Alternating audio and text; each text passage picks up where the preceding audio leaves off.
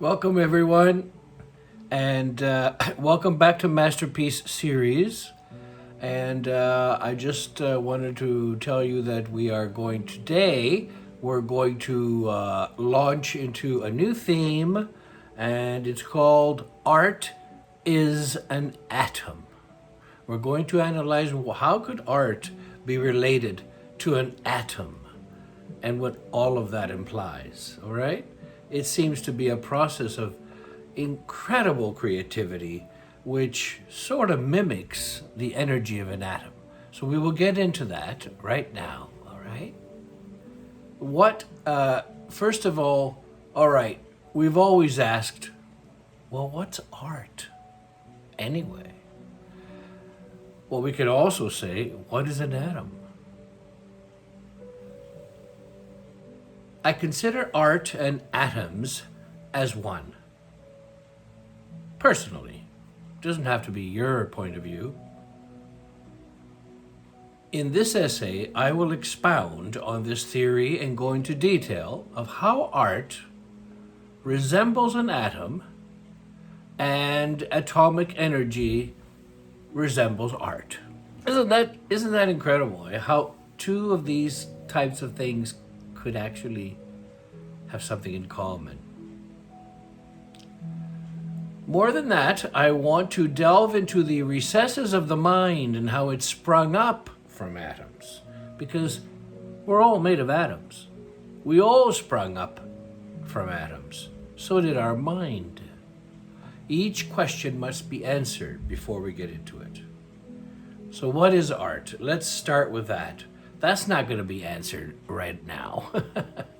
Short as it is, this question is the longest question in the world.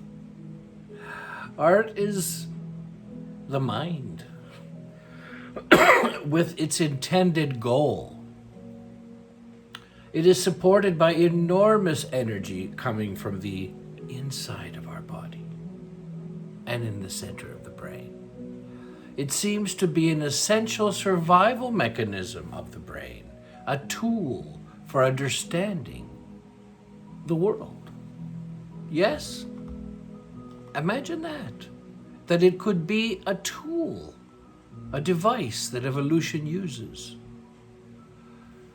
Just as we need to dream, all right, we need to do art for the same exact reason. Just as we need to maintain our sanity, we need to do art. Isn't that amazing? How art can actually have something to do with that.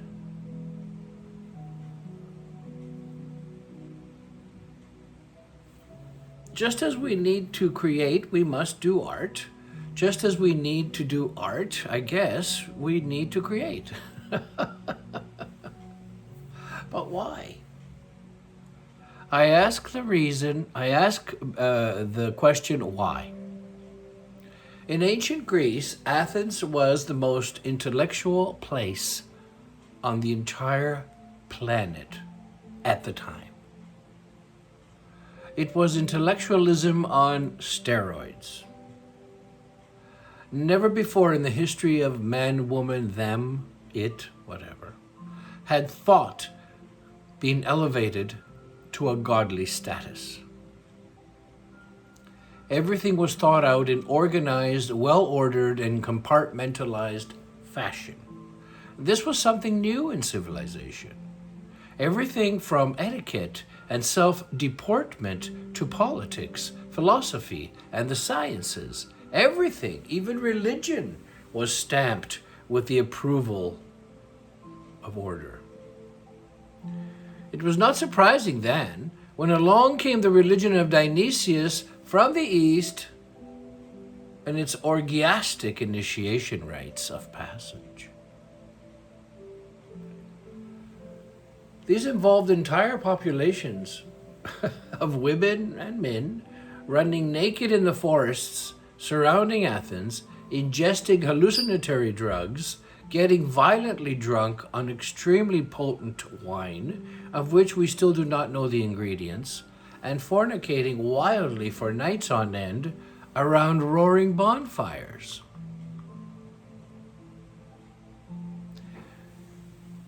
This included deadly hunting sprees, hunting down animals and people, tearing them apart, eating them, and bathing in their blood.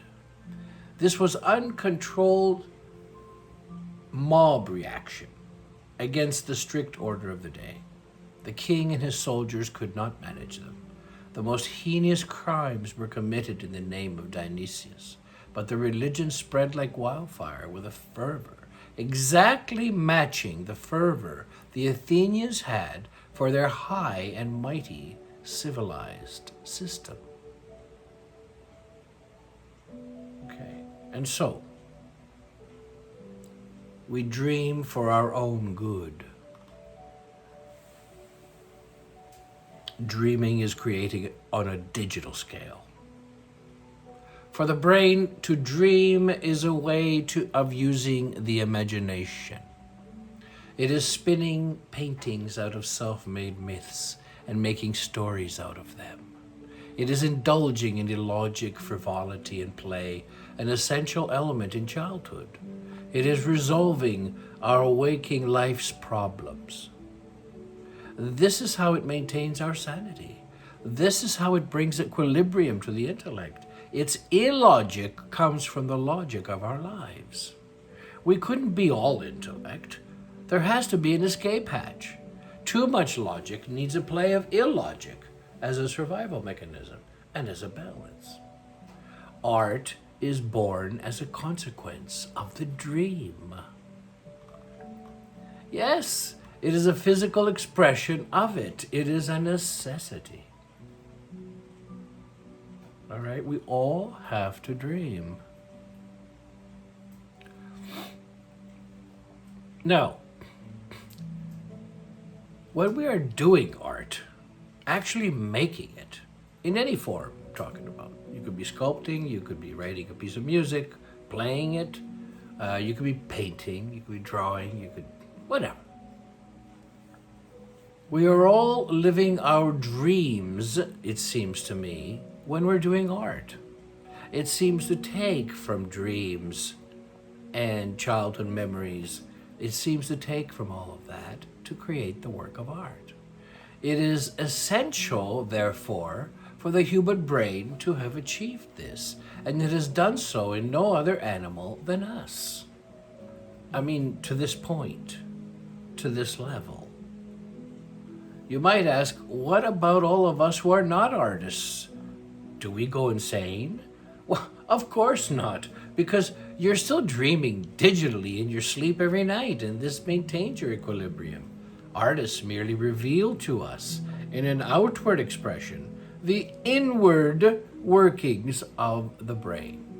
But if we could not dream, and there was no escape hatch like this, we would surely go mad. Art exists because it must exist. The atom exists because it really must exist. Without the atom, we're not even alive. We're not even, we have never been made. So what is an atom then? Now's the turn to analyze the atom. It is shown here a million times, well, if you were to see it a million times larger than itself, it would be a little tiny circle in the middle, okay, with little tiny planets, 3 or 4 of them, spinning around this thing in all directions. Like you've never seen anything spin before. Okay, this thing is so full of energy, it's ready to burst.